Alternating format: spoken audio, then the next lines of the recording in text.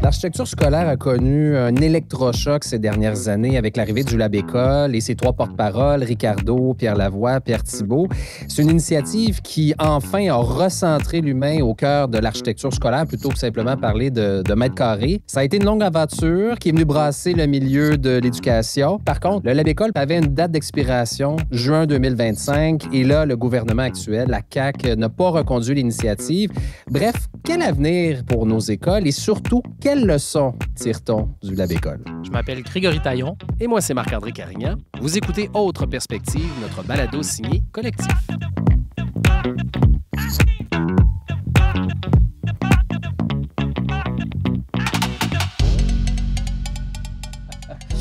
Bon, super! Bienvenue à cet autre épisode de Autre Perspective. Vraiment content de parler d'architecture scolaire aujourd'hui.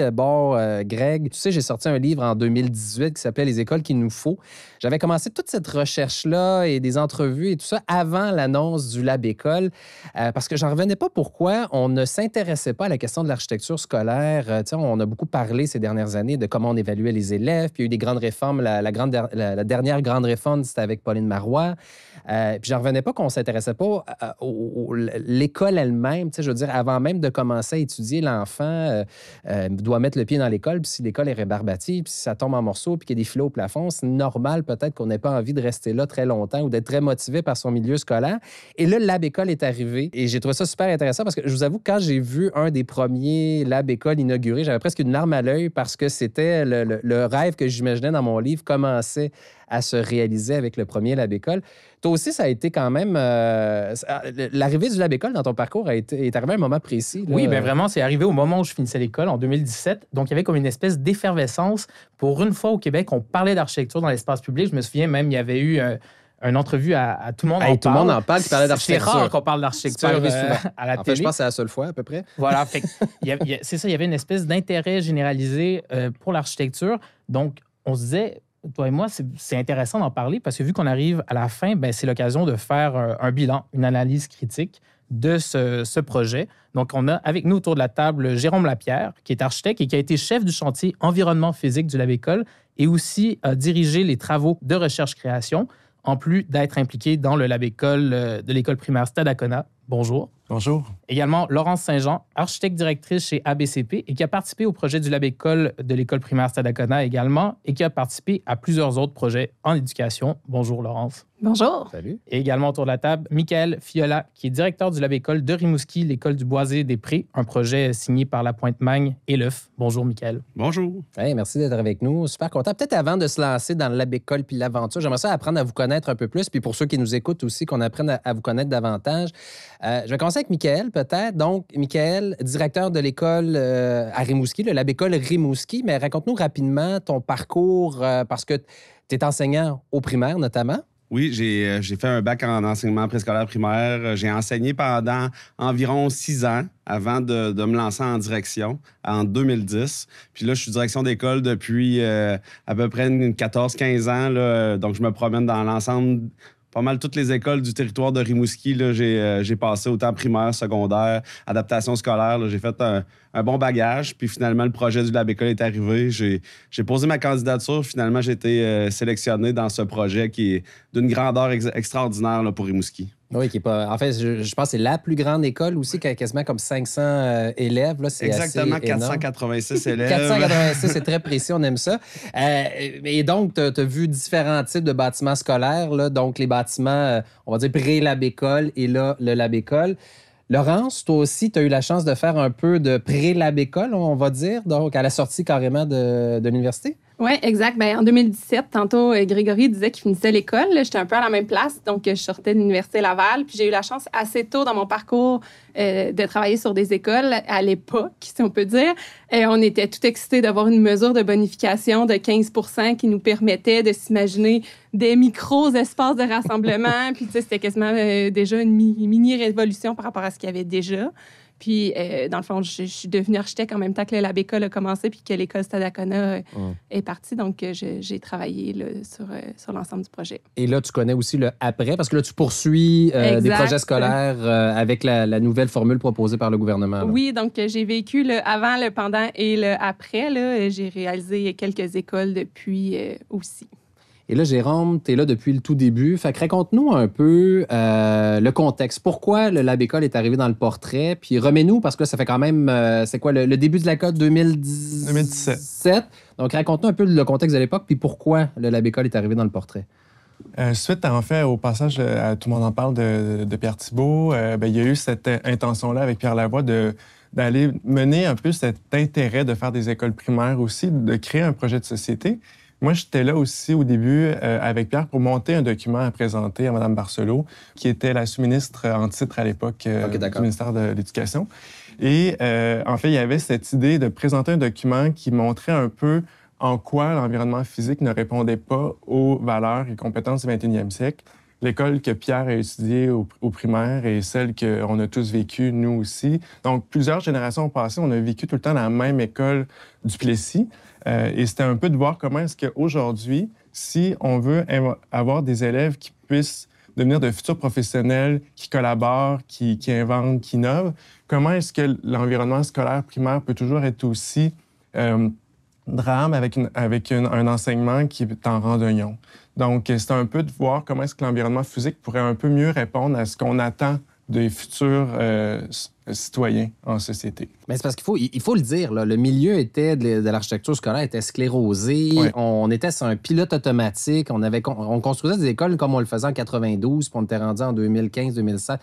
Il n'y avait vraiment pas tant d'évolution. Puis l'humain aussi, Laurence, tu m'as parlé avant d'entrer en enregistrement. Tu me disais, on nous donnait c'était un feuillet Excel avec des mètres carrés et on ne parlait pas de l'enfant, on ne parlait pas de l'élève, on ne parlait pas des professeurs. Exact. Le point de départ d'un projet, avant le Lab École, c'était un fichier Excel 8,5-14 avec une liste des locaux, des superficies à construire, puis on s'arrêtait là. Il n'y avait aucun questionnement ou aucune orientation sur les relations entre la pédagogie puis l'espace, sur les qualités que ces espaces-là devaient avoir pour les élèves.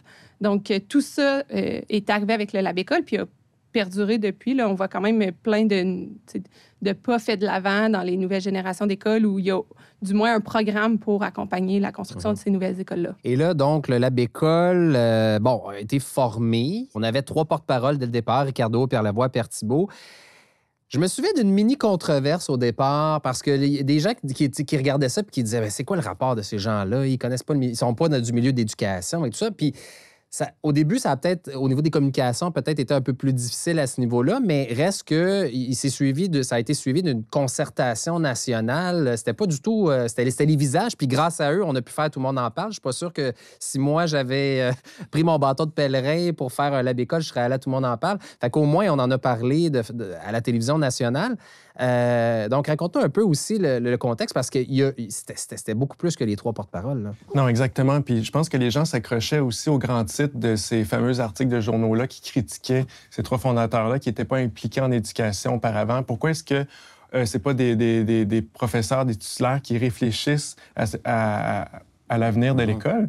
Mais aussi, moi, ce que je voyais toujours avec un regard critique par rapport à ce que l'environnement public disait, c'était oui, mais il faut quand même des architectes pour faire ces écoles-là. Donc, ça fait quand même sens qu'il y ait un architecte dans les 3 fondateurs qui y réfléchissent. Après ça, si on veut qu'on encourage cette espèce de multidisciplinarité puis qu'on puisse faire des pratiques innovantes puis différenciées, bien, c'est sûr que ça semble un peu drôle, mais d'amener la cuisine à travers ça, bien, fait en sorte que tu fais des maths en coupant des carottes, que tu fais des fractions, des multiplications. Tu parles une demi-tasse plus un tiers de tasse plus... Exact. Puis là, c'est comme si le faire devient dans l'enseignement, puis faire fait en sorte que tu as envie de continuer puis envie d'apprendre. Donc, c'est aussi, puis bon, bouger davantage avec Pierre Lavoie, donc, qui sont des principes clés, puis qu'on sait qu'une société en bonne santé fait en sorte va coûter moins cher si on éduque bien nos enfants, nos élèves, et donc l'éducation devient une part très importante. Donc, ça semblait un peu anodin, mais quand tu comprends comment ces ingrédients-là ont été composés, qui au départ était peut-être une initiative intuitive, au final, c'est avéré quand même quelque chose qui était super pertinent. Mais là, il fallait être crédible aussi. Donc, c'est sûr que en étant chef du chantier, environnement physique, et le background en enseignement, puisque j'enseigne à l'Université Laval à l'École d'architecture, faisait en sorte qu'on pouvait avoir une structure de recherche-création qui était vraiment sur des bases solides, sur une documentation puis une planification de comment est-ce qu'on construit ce nouvel alphabet d'environnement scolaire primaire-là. Puis quand vous avez fait votre tournée provinciale, parce que vous êtes allé vraiment aux quatre coins de la province pour voir ce qui se faisait, recueillir des témoignages à gauche, à droite de gens, c'était quoi un peu c'était quoi le genre de témoignage que vous aviez à l'époque? Parce que là, il n'y avait pas encore de concours de lancer, il n'y avait rien. On consultait à travers un modèle d'architecture qui était, disons-le, dépassé. Là. Exactement. On a fait le tour vraiment plus d'une centaine d'écoles primaires au Québec en général. On est allé voir des projets à l'étranger aussi. Puis je pense que ça, des fois, c'est critiqué au Québec de voir ce qui se fait ailleurs. Mais au final, il faut aussi au Québec montrer que ça s'est déjà fait pour pouvoir faire confiance. Fait que ça faisait partie de la stratégie aussi. Mais moi, je dis toujours, l'architecture, ça se vit. On a bien beau voir des photos, il faut le vivre. Donc, nous, on est allé voir ces projets-là, on est allé interviewer. Puis ce qui a permis de voir dans une des écoles au Danemark qu'une école pavillonnaire n'avait pas fonctionné sur la manière dont elle était vécue. Parce que l'enseignement proposé était un enseignement conventionnel, conservateur, dans une école innovante. Donc là, tout de suite, ça nous a sonné une cloche qu'il fallait que nos écoles Lab-École puissent vivre le Lab-École. Et ça a amené après un accompagnement pédagogique qui a été super critiqué au début dans la place publique parce que justement, c'était pas trois pédagogues qui s'intéressaient à la question. Mais au final, moi, je l'ai vécu avec comme un visage à deux faces. C'est-à-dire qu'il y avait l'espace public qui critiquait un peu ce qui se faisait. Puis là, nous, à l'interne, qui continuait d'avancer parce on devait livrer, là, on s'entend. Là. Après la première année, on avait beaucoup de choses à livrer. Mais là, les écoles... Dans le fond, c'était un rapport. Est-ce que c'était la première étape, c'était de livrer un rapport puis de faire un constat sur ce qui se faisait? Oui, puis penser l'école de demain, qui était quand même une publication qui était extrêmement appuyée sur de la littérature scientifique, sur des études aussi. Puis il n'en existe pas beaucoup des études qui incluent l'espace avec des données quantitatives, parce que c'est souvent des données qui sont plus qualitatives. Mais on était allé écrire des programmes. On avait nos écoles qui étaient nommées pour être des lab-écoles. C'est à ce moment-là où est-ce que quand on a travaillé avec nos comités écoles, qu'on s'est aperçu qu'à l'interne, il y avait du monde qui était motivé puis qui voulait qu'on soit là. Alors que dans le discours public, quand tu lis juste les grands titres, bien, les gens le critiquaient. Fait que moi, je l'ai vécu comme un train à deux vitesses puis à deux faces, je peux dire. Bienvenue dans le monde des médias. Ça a toujours l'air pire quand tu lis les titres, puis finalement, quand tu t'informes de la situation, des fois, ça désamorce bien des choses. Donc là, vous avez fait votre concertation. Vous avez sorti votre rapport sur l'école de demain. On a vraiment... Puis juste peut-être pour cette concertation, c'était quoi? C'était des ateliers? On essayait de... Comment on définissait l'école de demain? Surtout que là, on arrive à un moment où, tu sais, le modèle et la société de façon générale, tu sais, on parlait de génération aux 30 ans, aux 40 ans. Aujourd'hui, en 10 ans, on dirait qu'on passe des générations tellement le monde va vite, la technologie va vite. Fait que comment penser l'école de demain dans un contexte comme ça? Bien, il faut dire que c'était pas un trip là, qu'on faisait d'architecture. On a vraiment déconstruit l'école en petits morceaux. Puis je fais toujours la métaphore qu'on l'a déconstruit en mots pour pouvoir créer des phrases puis des paragraphes. Puis ces mots-là, bien, on les a décortiqués pour être capable d'extraire de la grosse école, de pouvoir aller choisir, bien, la boîte à lunch dans le vestiaire, ça se passe comment? Fait que pour faire ça, bien, on a créé plusieurs moyens de dessin, des maquettes, puis on a fait beaucoup de consultations avec des experts, parce que chaque chantier avait des experts précis dans le domaine. On avait aussi beaucoup d'écoles associées qui venaient voir notre travail, mais on faisait vraiment des consultations avec des élèves. Parce que pour nous, on voulait faire l'école de demain pour l'élève, puis c'était notre client premier. Fait que oui, il y avait les préoccupations des ressources matérielles, les préoccupations des professeurs, enseignants, non-enseignants, mais il y avait aussi l'élève qui était au cœur de tout ça, puis c'était vraiment la motivation première. Et on avait vraiment un retour, un feedback qui était extrêmement cru et clair des enfants. Ils ne prenaient pas 4 chemins, on dit toujours la vérité sort de la bouche des enfants, mais c'était vrai.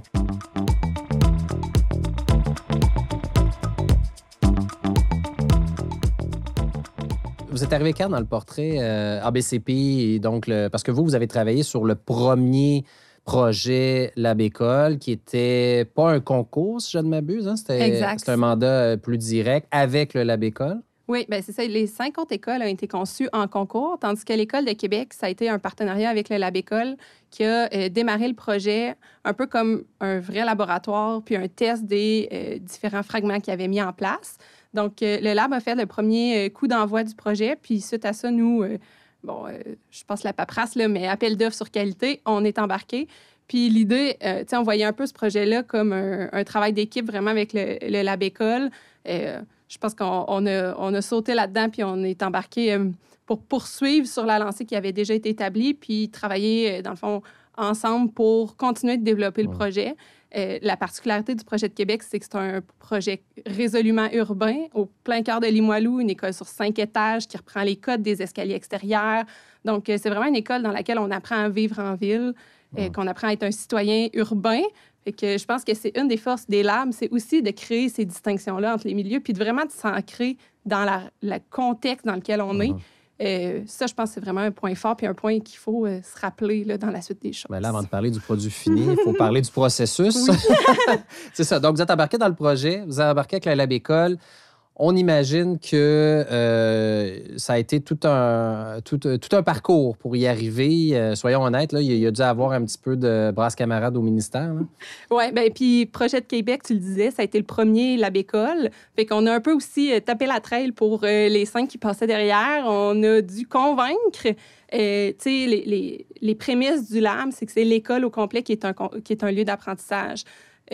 Donc, pour des gens qui, jusqu'à présent, puis encore, conçoivent la classe comme le lieu principal de l'apprentissage, puis tout ce qui est autour comme étant périphérique, bien là, d'exploser un petit peu ce concept-là, puis de redéfinir les paramètres de qu'est-ce qu'un lieu d'apprentissage, ça demande beaucoup d'accompagnement à plusieurs niveaux, autant politique que plus fonctionnaire, pour embarquer tout le monde ensemble. Fait que je dirais que le plus gros des défis, ça a été peut-être plus les acteurs externes que de faire un beau projet de qualité, parce que ça, je pense qu'on s'entendait pour le faire. Oui, parce que si je peux rebondir sur ça, c'est que on se rappelle, on est allé négocier au ministère 30 de mètres carrés supplémentaires, parce que dans les recherches qu'on avait faites puis dans les visites qu'on a vues, c'est que les autres écoles innovantes à l'international avaient 12 mètres carrés par élève.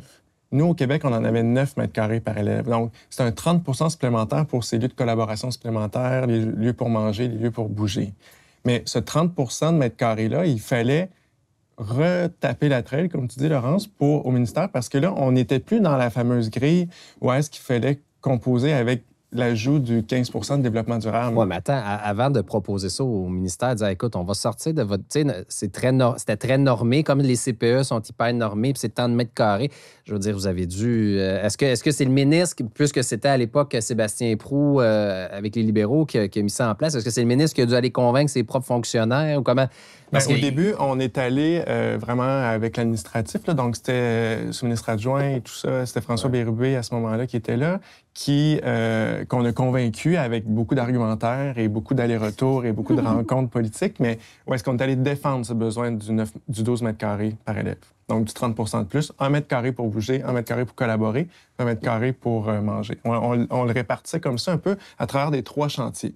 Que chaque chantier avait besoin de son mètre carré de plus pour que l'école puisse être un lab école. On a bousculé vraiment beaucoup d'acteurs là, au ministère à ce moment-là. Détricoter pour mieux retricoter par la suite, c'était pas mal ça. Bien oui, puis tu sais, c'est un peu de revenir à l'essence de pourquoi on fait une école pour les élèves. Jérôme en parlait tantôt, il faut se ramener à ça. Les gens avec qui on parlait avaient une idée préconçue de c'était quoi une école, puis s'attendaient un peu à avoir une version améliorée de l'existant. Nous, on disait plus non, c'est autre chose. Fait que là, on brise les volumes, c'est ça. On repart à zéro en revenant à l'essentiel. Fait que ça a été tout un travail qui a été, je pense, c'est ça, le plus grand défi du projet, définitivement. Est-ce que vous avez dû vous coltailler avec l'association des concierges, tout ça? Parce que souvent, pour avoir ramassé... plusieurs vitres dans les lab écoles. Il y avait de la vitre. Non, mais je dis ça parce que je me souviens quand j'ai ramassé plein de témoignages pour mon livre, souvent on me disait... Il y a un certain pouvoir au niveau des centres de services puis de ceux qui entretiennent les écoles parce que faut que ça se fasse de telle façon, on est habitué de telle manière, les recoins, les machines qu'on utilise. Donc, il y avait indirectement un peu de pouvoir au niveau des gens des centres de services. Donc, est-ce que ça a été un peu difficile aussi à ce niveau-là, comme tu disais, alors, de briser un peu ce moule-là qui était... On a vraiment essayé, là, la concertation est un mot-clé au Lab École, là, vraiment de consulter le plus de gens possible en amont.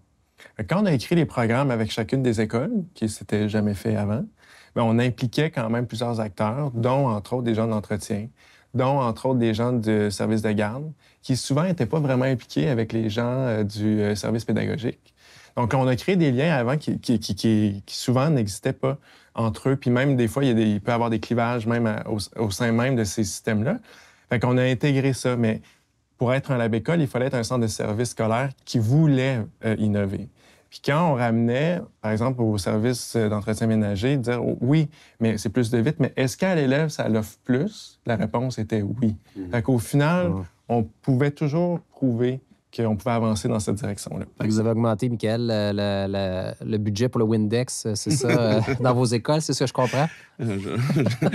C'est sûr qu'au niveau d'entretien ménager, on est quand même une très, très grande école, là, donc c'est quand même un budget important. Puis on a quand même commencé à réfléchir à modifier même les devis existants pour l'entretien de nos écoles. Je pense que ça fait partie des éléments que parfois on oublie, mais que quand l'école est belle, l'école est propre, bien, les élèves se sentent bien. Puis quand ils se sentent bien, bien, ils réussissent mieux. Puis je pense que c'est un élément. La lumière naturelle, il y a presque pas de lumière qui sont ouvertes dans notre école parce qu'il y a toute la lumière qui rentre.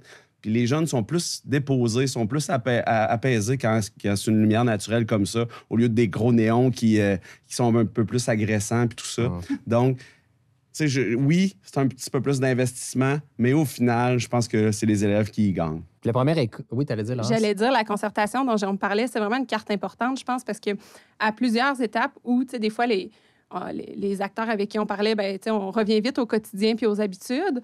Puis c'était comme la carte qu'on était capable de ressortir. Hey, on se rappelle, on est en train de faire un lab-école. Ces choses-là ont déjà été discutées, puis on a convenu ensemble qu'on était prêts à y aller.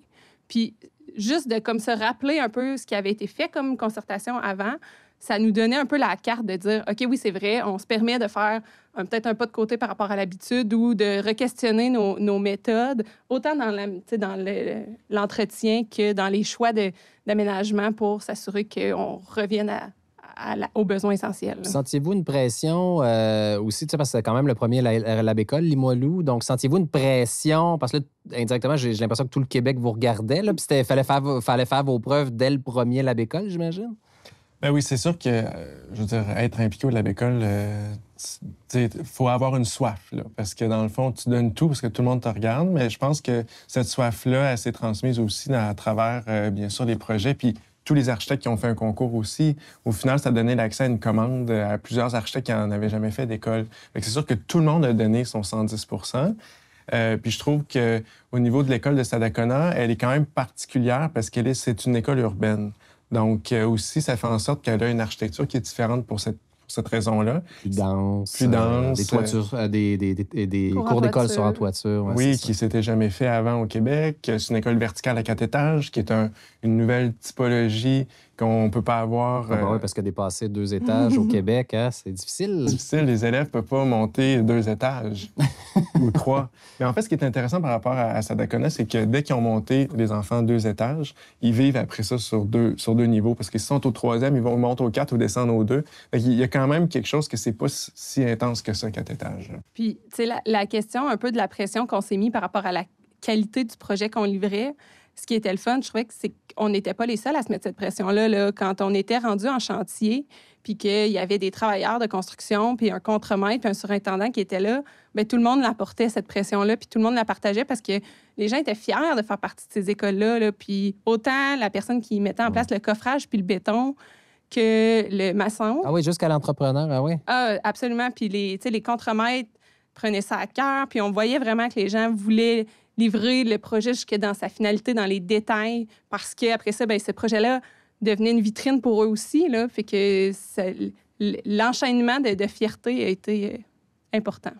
Jérôme, tu parlais de l'aspect concours. En fait, c'est assez unique. À ma connaissance, ça s'était fait à peu près jamais au Québec, un concours pour une école. Qu'est-ce qui vous a poussé vers ce mode d'attribution de contrat-là? Mais là, il n'y avait pas eu un débat sur le fait, à un moment donné, qu'il y en avait eu un concours d'école il y a vraiment longtemps. Ouais, il y en a eu un. Ouais, c'est ça. Un, il y a 50 ans. Personne ne s'en souvient. Mais on a retrouvé la publication de ces concours-là. Il y en a eu un seulement. Fait que pour ça, on dit on est le premier concours d'architecture depuis 50 ans. Ça compte. Mais sinon, c'est ça. Mais c'est un concours qui inclut 5 projets quand même. Donc, pour nous, on a vu que dans l'équipement culturel au Québec, les bibliothèques, les musées, que ça allait élever le niveau d'architecture. Et ça permet de donner un octroi de commande aussi quand c'est des propositions qui sont anonymes au début. Ça donne l'opportunité à des jeunes firmes ou des firmes qui n'ont jamais fait d'école, parce que autant qu'on avait le paradigme de faire un corridor avec des classes de chaque côté avant, qui est le modèle du Plessis, mais on avait aussi des firmes qui ont fait ça pendant les 35 dernières années des écoles. C'est toujours les mêmes qui les faisaient. Fait que si on voulait casser le moule, il fallait offrir l'opportunité à d'autres firmes de pouvoir en faire. On l'a vu, ça a fonctionné, parce qu'il y a Appareil, entre autres, qui n'avait jamais fait d'école, Pelletier de Fontenay, qui n'en avait jamais fait au Québec aussi, donc ça... Puis ça a fonctionné. Exact. Puis c'était anonyme, fait qu'on ne pouvait même pas savoir qui avait déposé les projets. Donc, quand la première étape s'est faite puis qu'il fallait choisir 4 finalistes pour passer à la deuxième étape, bien, souvent, on avait plusieurs firmes qui n'avaient jamais fait d'école avant. Là. Ce qui n'a pas fait l'unanimité, je me souviendrai, là, les vieux de la vieille. J'entendais des commentaires à gauche, à droite de gens qui disaient « ça prend une expérience pour faire une école ». Ça a froissé des gens, ça a froissé des gens quand même. Mais n'est-ce pas la meilleure compétition de pouvoir montrer qu'au final, il y en a d'autres qui peuvent y arriver, puis que ça élève le niveau pour tout le monde? Donc, les vieux de la veille que tu parles, bien, maintenant, essayent de se redépasser aussi. Donc, ça crée une espèce de cercle vertueux là, qui est quand même favorable. Ça aussi, c'était un peu...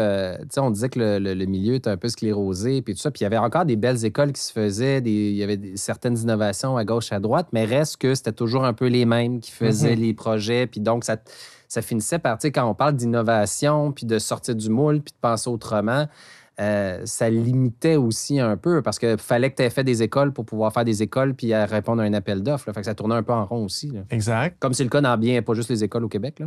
Exact. Puis aussi à être presque menotté à exécuter ce qu'on te demande de faire. Là.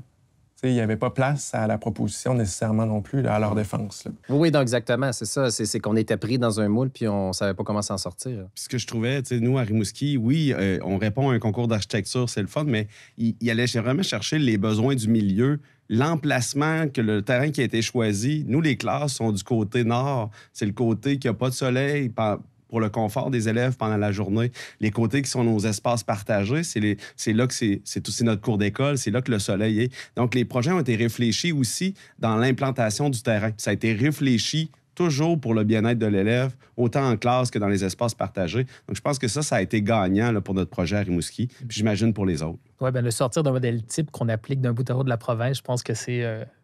un autre des gains du Lab École. Oui, puis ces maquettes-là bien, ont permis quand même de montrer la course du soleil à travers les projets. On pouvait, nous, comme jury, prendre nos lampes puis essayer de voir comment la lumière voyageait. Tu sais, c'était quand même un outil extrêmement puissant, tant pour le jury que pour les expositions, pour documenter tout le travail qu'on a fait, pour vraiment vulgariser en quoi l'architecture peut être un vecteur aussi de qualité pour devenir un troisième enseignant.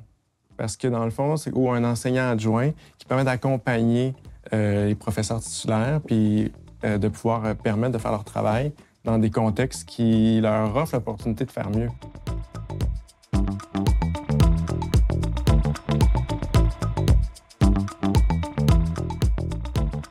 Est-ce qu'il y a des choses ou des compromis que vous avez dû faire? Tu sais, je ne sais pas, des choses que vous auriez aimé faire passer à travers le Lab École. Bref, est-ce qu'il y a eu des compromis à faire malgré le fait qu'on était dans j'allais dire une cuve d'innovation, ça se dit pas, ça. Bref, dans un hub d'innovation. Bien, à Québec, la première chose qui me vient en tête, c'est la cour d'école. Étant justement le projet qui a tapé la route, il n'y avait pas de financement pour la cour d'école au moment où on a fait l'école. Ce qui n'est plus le cas, puis ce qui n'a pas été le cas pour les autres projets. Puis ça a été, je pense, un défi, puis un peu une déception de ne pas livrer une école avec une cour d'école digne du Lab École. On a eu un budget de financement par la bande. À la toute fin, on a été capable de faire quelques installations. Mais tu sais, je pense que ça, c'est peut-être une des plus grandes déceptions de ne pas avoir complété avec des espaces extérieurs complètement aménagés, avec une vision vraiment globale sur l'ensemble du site. Moi, je n'ai pas de déception, je n'ai pas de compromis qu'on fait à Rimouski, mais il y a des choses qui étaient des fausses bonnes idées, finalement, puis qu'il y a des choses qu'on a été obligé de changer, par contre, parce que quand les élèves là, ont commencé à vivre cet environnement-là, bien ça ne fonctionnait pas. Puis ça amenait d'autres problématiques au niveau de la relation entre les élèves et tout ça. C'est-à-dire? Alors, on veut des exemples. Là. Mais nous, on a une cour qui est une cour d'école, il y avait des roches partout. T'sais, après une semaine d'école, on avait 4 fenêtres de brisées avec les roches.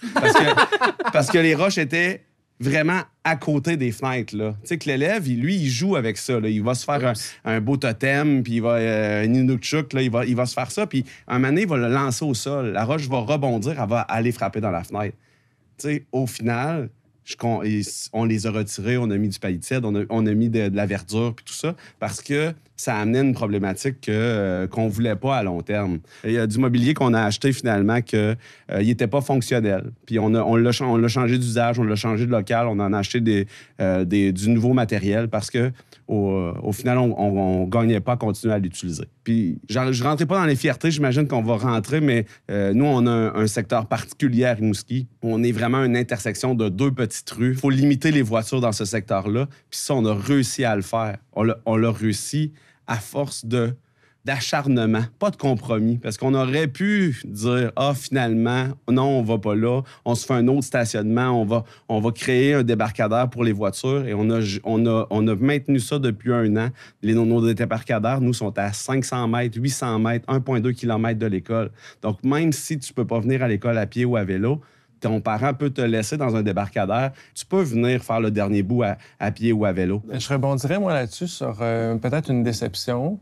C'était au niveau du rapport avec les municipalités, sur comment est-ce qu'on peut sécuriser les environs de l'école, comment est-ce qu'on peut orienter des corridors scolaires mais qu'il y ait un aménagement de design urbain qui favorise ça. Comment est-ce que aussi l'école peut faire un halo positif en périphérie, puis qui vienne faire que le tapis urbain favorise, dans le fond, le transport actif, ou qui viennent occuper une partie de la rue lors de la journée pour être une extension de la cour d'école. On a essayé avec les municipalités de le faire. Shefford a extrêmement bien fonctionné.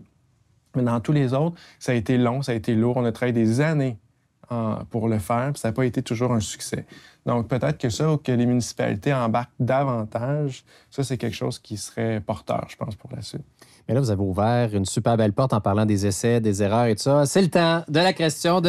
Je pense que le moment est venu. Vas-y, Greg. Alors, la question est toute simple. C'est devenu un élément presque litigieux de l'architecture au Québec. On en voit partout, on en parle tout le temps. Je vois pas de quoi tu veux parler. J'ai même pas besoin de le nommer. Qu'en est-il des gradins? C'était-tu une bonne ou une mauvaise idée? Parce que là, on a parlé des fenêtres, des roches, le fameux gradin. Là. Est-ce qu'on continue à en faire ou est-ce qu'il y en a déjà beaucoup au Québec? Où est-ce qu'on en est? Parce que c'était un peu une de vos recommandations indirectement. Oui, il fallait dans les 12 incontournables avoir un gradin. Moi, je continue de penser qu'il offre des possibilités de polyvalence. Je pense notamment juste un aspect banal, c'est que même les chercheurs ont pu toujours s'installer dans l'école, dans des lieux qui étaient polyvalents pour pouvoir travailler. Donc, l'élève peut aussi utiliser le gradin à plein de fonctions, plein dessus. Mais moi, je dirais que l'objectif du gradin, c'était d'amener un espace démocratif qu'on avait perdu dans les écoles primaires. L'agora au secondaire, on l'a toujours eu. Il y avait toujours des espaces de rencontre à grande échelle qui n'étaient pas le gymnase. Mais au primaire, on n'en avait pas. Puis moi, je continue de penser que le gradin demeure un lieu démocratique et informel aussi pour l'appropriation. Michael, est-ce que ça marche bien, le gradin, là? Dis-nous la vérité. Bien, moi, j'adore le gradin chez nous parce que nous, il est jumelé en plus avec l'agora. Donc, c'est le cœur de l'école. C'est là qu'on a nos plus grandes fenêtres. C'est là que la luminosité, elle est la plus présente dans notre école. Puis, on joue avec le gradin. Puis, au-delà de ça, des fois, c'est juste, on va aller s'asseoir, on va aller manger, parce que nous, on n'a pas de locaux de service de garde. On mange dans tous les espaces de l'école, puis le gradin, c'en est un espace de l'école. Puis il faut être, pour qu'ils puissent dîner. Puis il faut le voir le midi, là, qu'on a nos élèves, agora, on a le gradin, notre espace dîner 1. On a 350 élèves qui habitent cet espace-là. Puis pour nous, ça permet de faire énormément d'activités, puis des activités qui sont vraiment polyvalentes, comme Jérôme a dit. Puis je pense pas que ça soit tant, pour ma part, là, c'est pas le gradin nécessairement comme objet architectural, plutôt que son ensemble, puis les usages qu'il permet dans l'école, avec la fonction de rassemblement, de cœur communautaire. Tu sais, je pense que c'est ça qui est important dans le gradin, c'est le sentiment qu'on peut toujours se ramener à cet espace-là, qu'on sait qu'on peut y faire de la cuisine, qu'on peut aller à la bibliothèque, qu'on va avoir notre période de service de garde. C'est un point de repère, je trouve, pour les élèves, qui est là dans l'espace. Peut-être que ça peut prendre d'autres formes, ce cœur-là dans l'école. Je pense que le gradin, c'est une des formes, mais je pense que d'avoir ce point de repère-là, ça, c'est super important. Puis, tu sais, je suis retournée plusieurs fois à l'École Sadakona depuis qu'on a livré. Puis, il n'y a pas une fois que j'y vais, dans laquelle je ne vois pas des élèves courir, s'asseoir, s'installer, lire un livre, dîner. Fait que force est de constater qu'il est utilisé au quotidien, puis que les élèves l'aiment, le gradin. Donc, je pense qu'il y a quelque chose à retenir de ça. La semaine prochaine, on fait notre premier spectacle de musique à l'École du Boisé-des-Prés et ça va être dans le gradin. Donc, d'avoir un chœur, il va y avoir des élèves qui vont chanter, qui vont être dans la petite scène. Nous, en bas du gradin, on a une petite scène. On va avoir nos jeunes qui vont jouer du xylophone dans le gradin sous forme. Donc, les parents vont être dans le cœur de l'école. Je pense que c'est comme ça qu'on le vit, puis ils nous permettent d'aller dans d'autres activités. Absolument, nos spectacles de musique étaient dans le gymnase. Donc là, on est dans un lieu qui est vraiment plus adapté, plus beau pour faire ce type d'événement-là. Ben voilà, tu reçois les gens. Non, mais tu rassembles les gens au salon. Tu rassembles pas dans le garage, là. Tu sais, c'est vraiment... Il y a aussi une logique de circulation, si je ne me trompe pas, de connecter les 2 étages autrement qu'en passant par les escaliers d'issue ou quoi que ce soit. Ben voilà. C'est complètement transporactif. C'est sûr qu'à Stadacona, on a des escaliers qui nous amènent sur 5 étages. Fait qu'on se déplace beaucoup. Tout le temps, ben oui. Mais, tu sais, de toujours être en mouvement dans l'espace, d'habiter l'espace puis de ne pas se restreindre à une seule place assise dans une journée, ça fait partie d'un mode de vie sain de façon beaucoup plus globale. Et là, pourquoi il n'y a pas de... Je m'attendais à avoir une glissoire, justement, pour descendre. Tu sais, les fameux... Ça fait peut-être trop 2000 avec les bureaux de Google. Là. Non, mais honnêtement, dans la recherche-création, il y en avait. Puis on a toujours rêvé, nous, qu'il y ait une glissade entre les paliers des cours à Stadacona. Puis même, on se disait, est-ce que le 1 ne peut pas être la glissade? Ouh. Le 1 étant l'œuvre d'art dans les établissements publics. Mais je pense que ça revient avec ce que Laurence disait au niveau de la cour à Stadacona, un peu le moyen de nos ambitions par rapport à ça. Bon, autre question un peu dans le même créneau, là. Les matériaux. Moi, un des commentaires que j'ai souvent entendu et réentendu de la part des gens qui font des écoles depuis longtemps, c'est « Mais est-ce que ces écoles-là vont bien vieillir? » Parce que, bon, tu sais, traditionnellement, une école, c'est des blocs de béton, donc des surfaces très dures pour que ce soit... Parce que les enfants sont un peu rough des fois avec l'espace. Le bois, tu sais, l'utilisation de bois, l'entretien qui va avec, ces choses-là. Bref, est-ce qu'il y a eu... Enfin, je pose la question, là, est-ce que ça fait partie un peu, parce que c'est un lab école, c'est un laboratoire, il faut qu'on voit comment, tu sais, il y a des essais, des erreurs. Est-ce que ça fait partie de ça ou c'est... Enfin, comment vous percevez ces critiques-là? Là? C'est une grande question. C'est une grande question. Parce que moi, je suis écœuré qu'on fasse l'architecture aseptisée d'aéroports puis de centres commerciaux pour toutes les fonctions qui existent au monde. Je suis tanné. Puis quand on a vécu des espaces au Danemark, les écoles au Danemark, on sentait une humanité dans les lieux. D'ailleurs, c'est de là vient le panneau Tectum qui sont dans toutes les écoles, qui est le panneau Tectum, qui est le panneau acoustique en fibre de bois. Un peu style ramen spaghetti. Ouais. Là. Qui permet d'avoir une acoustique incroyable. Là. On pourrait en parler, entre autres. Un des avancées de l'école, c'est d'avoir des écoles qui sont acoustiquement viables.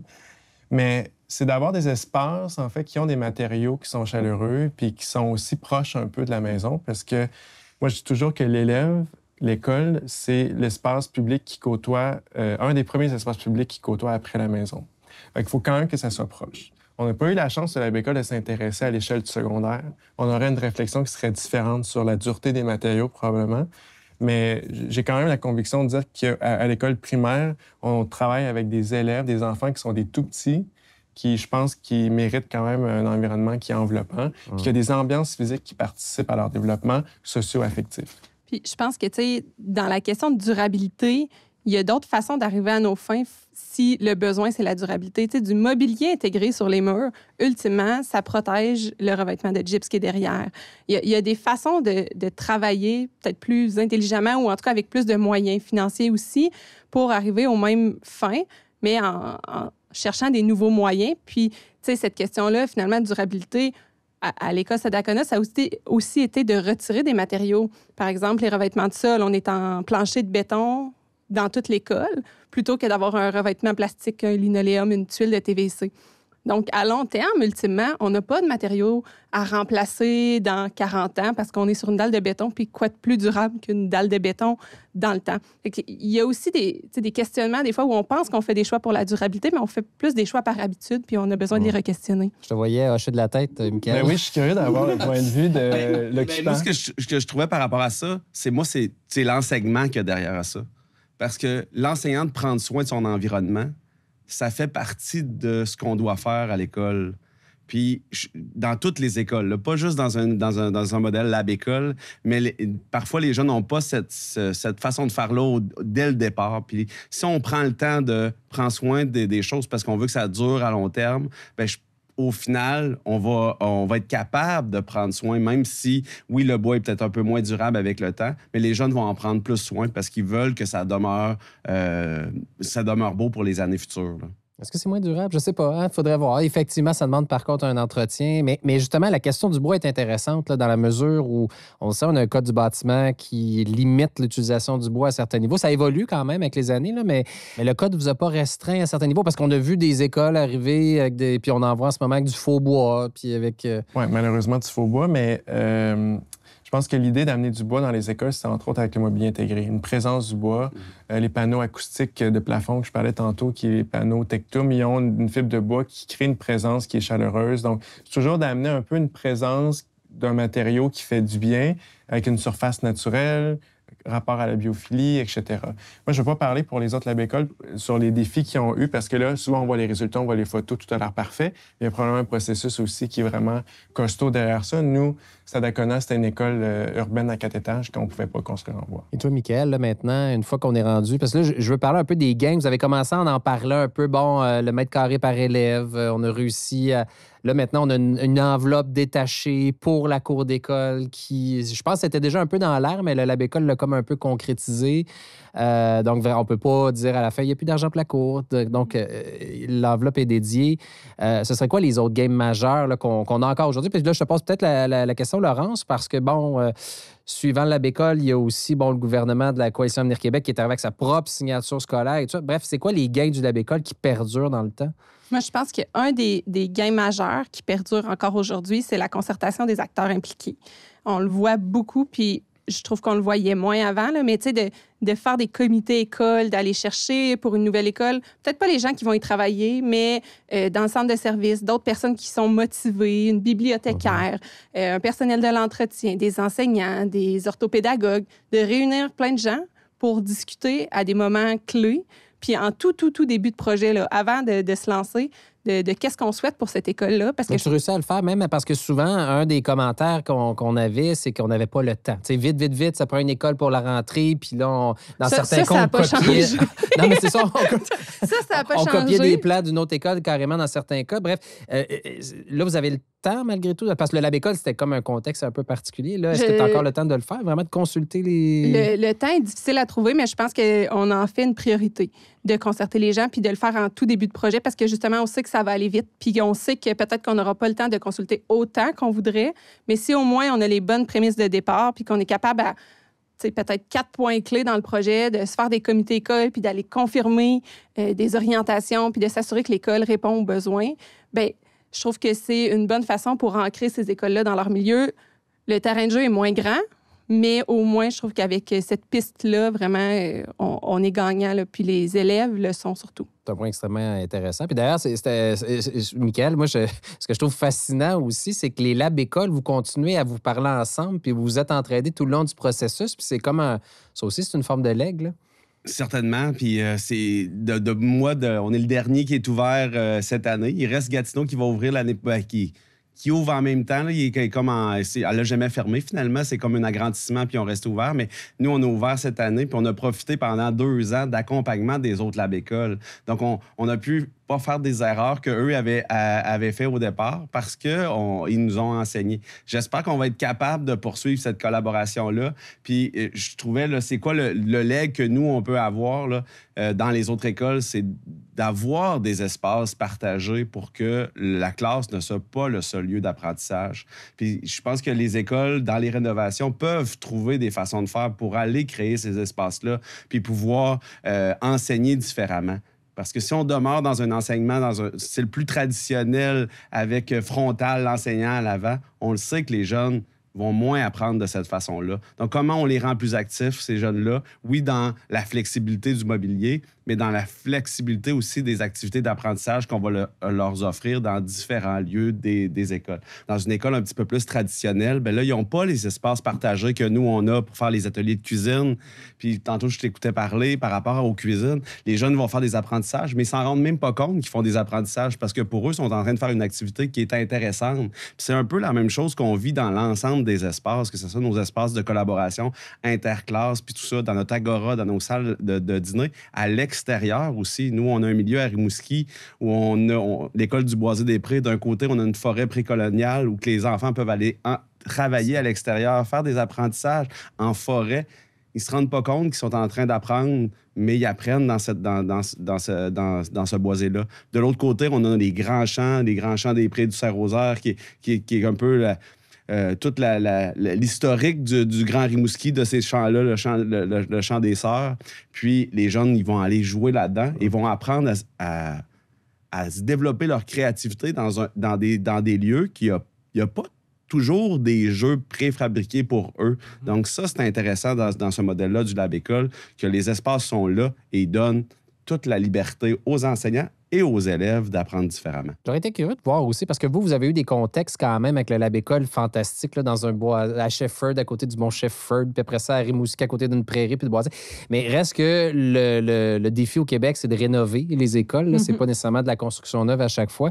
Je serais curieux de voir justement à quel point on réussit à repenser l'écosystème. Un peu comme parce que tu as évoqué Gatineau, justement, Michael, qui est un agrandissement, tout ça. Puis on l'a vu ces dernières années au Québec, c'est aberrant. On a l'impression du devoir accompli quand on agrandit une école. On ajoute un gymnase, on ajoute 4 classes, puis la vieille partie, on y touche pas. Puis... Moi, j'inviterais tout le monde à aller voir l'école de Masquinongé. Parce que l'école de Masquinongé, c'en est une rénovation. Puis ils ont même gardé la façade de briques rouges de nos écoles des années 60. Mais quand tu ouvres la porte, on a tout l'univers qui vient se créer. Puis oui, ils ont rénové la vieille partie. C'est sûr qu'ils ont agrandi avec d'autres parties là, qui ont pu aller ailleurs, mais ils ont quand même pris le temps d'aménager différemment l'espace qui était une ancienne école, puis de créer une autre ambiance qui permette d'enseigner différemment. C'est ça, parce qu'avant, même le projet de Gatineau, Masquinongé, c'était 2 projets de rénovation, agrandissement. Il fallait créer une scission, comme tu dis, Marc-André, entre l'existant et le nouveau. Mais c'est comme bienvenue dans... Bienvenue au 21e siècle. Puis bravo pour ceux qui ont franchi la ligne, puis tant pis pour les autres. Les professeurs s'obstinent pour savoir qui va avoir la nouvelle partie. Là, exact. Fait que là, nous, dans le programme, on essayait quand même de teinter ça pour offrir une souplesse qu'avant, il y avait 0 souplesse pour aller toucher dans l'existant. On a essayé d'ouvrir ça vers ça, puis c'était de laisser au concepteur trouver le moyen aussi à travers le budget puis toutes les contraintes là, de conception d'aller toucher à cet existant-là, ce qui n'a pas été toujours facile. Là, je parle même de savoir les données extrêmement précises de ce que le ministère permet, mais j'espère et j'ose espérer que quand on a un projet d'agrandissement, qu'on permette d'avoir un budget de réno à côté pour venir un peu contaminer positivement cet environnement-là. Mais c'était le souhait quand on a fait les projets de réno au Lab École. Bien, je pense que c'est un des grands défis de ne pas considérer qu'on rénove parce qu'on change les revêtements, tu sais, puis de dire que l'espace aussi doit évoluer dans le temps pour accompagner cette nouvelle construction-là. Je dirais qu'en ce moment, on réfléchit au ministère, ou en tout cas, dans ce qu'on se fait donner comme commande, c'est plus un agrandissement, on va dire roulotte, qu'on pourrait appeler, un petit lien, puis on s'assoit derrière. La chance qu'on a, c'est que des fois, il y a des contextes qui forcent à rebrasser ça. Je pense à une école de Gauthier-Guitteroy sur laquelle on était revenu. Bien là, c'est comme si, à ce moment-là, la petite carte patrimoine moderne, où il y a des cartes comme ça qu'on est capable de jouer pour faire valoir le point qu'on ne peut pas intervenir sur un bâtiment existant sans le respecter. Puis ça, je pense qu'il faut transmettre ça, puis il faut apprendre à aimer les bâtiments sur lesquels on intervient. Il faut les considérer comme une partie prenante du projet. Là. On fait quoi maintenant? Parce que là, bon, l'aventure du Lab École est terminée. On a eu des écoles fantastiques. D'ailleurs, Jérôme, c'est intéressant, tu me disais récemment que ça attire l'attention. Tu sais, on est tous souvent... Les Scandinaves, leurs écoles, ou même les Japonais et tout ça, mais là, les yeux, on le réalise peut-être pas, puis des fois, on a toujours l'impression que le gazon est plus vache chez le voisin, mais il y a des yeux à l'international qui se tournent vers nous parce que ces écoles-là attirent l'attention. Exactement. Au moment où est-ce qu'on a lancé les concours et tout ça, on a été dans le 100, là, qui est une initiative finlandaise qui répertoriait les 100 meilleures interventions pédagogiques au monde à travers différents secteurs pédagogiques. Mais au Québec, on était les seuls à avoir fait un projet de réinvention de l'espace physique. Puis ça, c'est quand même spectaculaire parce que c'était toujours des interventions qui étaient pédagogiques. Là, on avait le bâti qui, enfin, pouvait répondre à un univers pédagogique. Puis moi, je pense que la suite, c'est entre autres, parce qu'il y en a beaucoup, là, de défis pour la suite, mais dans les recommandations du Lab École aussi, c'est ça, c'est de pouvoir voir comment est-ce que l'environnement scolaire continue à contribuer à une pédagogie innovante. Puis comme Michael mentionnait, d'extrapoler l'enseignement au-delà de la classe, parce que c'est là où est-ce que tu peux avoir des activités pédagogiques qui est dans le faire, puis qui fait que tu n'as pas l'impression d'apprendre, mais que tu apprends. On va en revoir, parce que des concours au Québec, c'était, comme tu le dis, on le disait un peu plus tôt, c'est exceptionnel pour les écoles. Puis, moi, je me souviens de François Legault, quand il avait fait sa première campagne électorale, qui dit « Toutes les écoles vont se faire maintenant avec des concours. » Il avait dit « Toutes les écoles. » Finalement, à un moment donné, son discours s'est transformé en quelques écoles. Puis là, on n'en voit plus pantoute. Fait que, est-ce qu'on va en revoir des concours pour le milieu scolaire? Parce qu'en Europe, je veux dire, c'est pratique courante, là. Et pour organiser maintenant des concours comme conseiller professionnel, je me rends compte que le budget dédié, disons, le nombre d'écoles ou le nombre de projets d'écoles au Québec est supérieur à tous les équipements culturels qu'on construit, que je pense à des musées, des bibliothèques ou quoi que ce soit, avec les municipalités. Donc, ça fait en sorte que le budget de concours serait trop grand à l'échelle scolaire, primaire, secondaire, cégep, universitaire.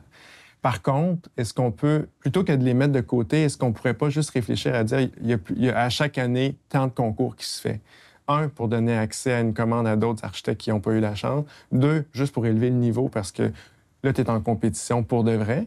3, parce qu'il n'y a pas meilleur moyen de choisir sur la base de comparaison. Quand on s'achète une voiture, même si on veut parler de transport actif, quand on s'achète un vélo, on choisit entre A, B, C. On a étudié le vélo, on comprend ses composantes, puis on choisit le meilleur pour nos besoins. Est-ce qu'on ne peut pas continuer à travailler de la même façon plutôt que choisir un CV pour nous faire une école? Là, je vais inviter les gens à écouter notre balado sur qu'est-ce qui cloche avec les concours d'architecture au Québec, parce que souvent, l'argument du gouvernement, c'est on n'a pas le temps ou ça coûte toujours plus cher des concours et tout ça. Puis on avait des belles réponses de la part de, entre autres, Marie-Josée Lacroix, là, de l'enseignement du bureau du design, qui nous disait c'est pas vrai que ça coûte toujours plus cher, c'est à peine quelques mois supplémentaires. Bref, je vous invite à écouter l'autre balado sur les concours d'architecture. Moi, j'ai peut-être une critique à faire sur vos écoles, là, je me lance. Ça manque de bleu. Je trouve que... Mais moi, le fameux bleu est le bleu. Je vais citer un des architectes qui a travaillé sur... Hubert Pelletier, qui a dit « Le bleu est dans le ciel ». Ah! Oui, Hubert Pelletier, donc Pelletier de Fontenay, l'école de Shefford. Là. J'ai trouvé ça magnifique comme réponse parce que dans le panel de design, c'était entre autres un des sujets. Puis... Mais c'est vrai, dans le fond, le bleu peut être ailleurs que dans l'imitation de quelque chose plaqué à quelque part. En aluminium bleu ou la stèle bleue ou ce qu'on nous impose encore. D'ailleurs, toi, comment tu vis ça? Toi qui as connu le Lab École, le contexte d'innovation et tout ça, puis là, on revient à... En tout cas, moi, je vois beaucoup de nouvelles écoles qui s'inaugurent. On revoit beaucoup le gros bloc institutionnel. Tu sais, vous avez, je pense, on n'en a pas parlé aujourd'hui, mais l'école au Saguenay, là, à Chicoutimi, Saguenay? À Chicoutimi. Des petites maisonnettes. Puis, tu sais, vraiment, on a brisé les... Là, on revient un peu à ça. Comment tu le vis? Puis, j'entendais dire même qu'il y a des choses du Lab École, les doubles hauteurs de plafond qui commencent les gradins qui commencent à redisparaître, c'est vrai? Oui, mais je pense qu'en ce moment, ce qu'on vit, c'est un peu ce qui arrive après chaque révolution sociale. Là. C'est qu'il y a eu beaucoup d'avancements, puis là, on est peut-être un peu dans un sentiment de recul, un backlash. Je pense que c'est un peu dur parce qu'on a envie de prendre l'élan puis d'aller plus loin. En même temps, je pense qu'il faut surtout pas baisser les bras parce que sinon, qu'est-ce qui reste si c'est pas l'espoir de faire mieux à chaque fois? C'est sûr que c'est difficile des fois aussi de se faire critiquer sur nos projets d'architecture par des gens qui appliquent peut-être des critères plus qualitatifs d'un point de vue très prescriptif. C'est difficile d'évaluer c'est quoi la qualité architecturale puis la qualité d'un espace, de ses ambiances. Je pense qu'on peut pas se ramener à une grille Excel pour faire ça. Faut parler ensemble, faut faire des panels, faut se rencontrer. Fait que je pense que c'est un défi ça, là, pour la c'est suite. assez exceptionnel. Vous êtes régi en tant qu'architecte par un autre professionnel. Je connais pas aucun autre professionnel qui se laisserait... Tu sais, je veux dire, le gouvernement vous dit, vous devez mettre du bleu, vous devez faire ci, vous devez faire ça. Est-ce qu'on dit aux médecins, vous allez prescrire telle chose? Je veux dire, bref, au niveau de l'ordre, là, c'est quand même discutable, là, l'espèce de... On joue dans les champs de compétences. Mais reste que... on en a parlé des gains tantôt, donc tu réussis quand même à garder ces gains-là dans les prochaines écoles. Il y a des gains d'espace qui sont indéniables. C'est sûr que, comme je disais, il y a des reculs. Donc, on gagne des collabos, on perd des espaces de corridors habités. C'est sûr qu'il faut balancer tout ça pour arriver à concevoir malgré tout des écoles dans le contexte dans lequel on est. Mais je pense qu'on garde le cap avec les victoires, puis on essaie d'avancer pour continuer, puis devenir des acteurs dans la suite des choses. Bien, bravo pour ce que vous avez fait. C'est plusieurs années d'investissement de votre vie qui a mené quand même à... C'est toi qui as utilisé le mot révolution, je pense. Oui. Une révolution sociale. Non, mais c'est vrai.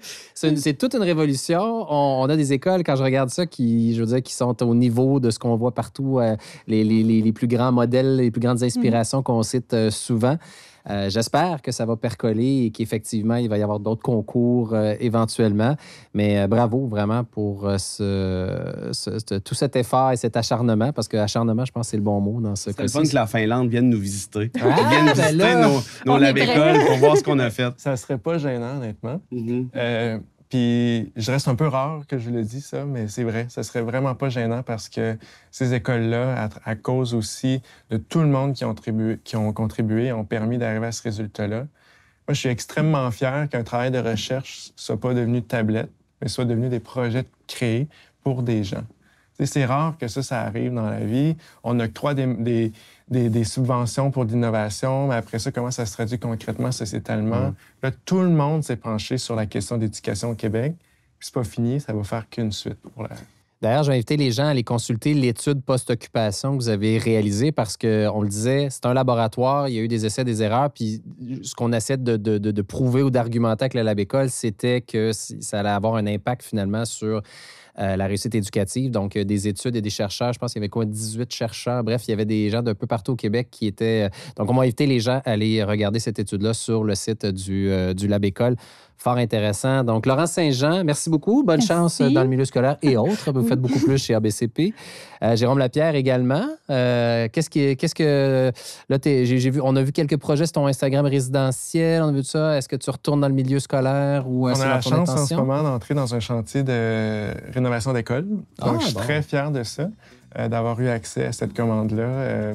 Puis moi, mon défi, c'est de ne pas rester dans des pantoufles d'apprentissage que j'ai eues depuis les 8 dernières années, mais continuer à se challenger nous-mêmes à travers ça pour avancer.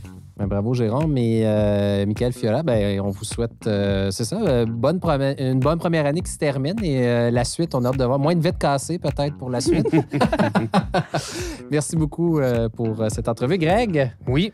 Toujours un plaisir. On est rendu au 6e, puis on se parle comme ça, c'est fantastique. Bref, Autre Perspective est une production de Collectif et abonnez-vous à notre infolette. Ben oui, l'infolette de Collectif.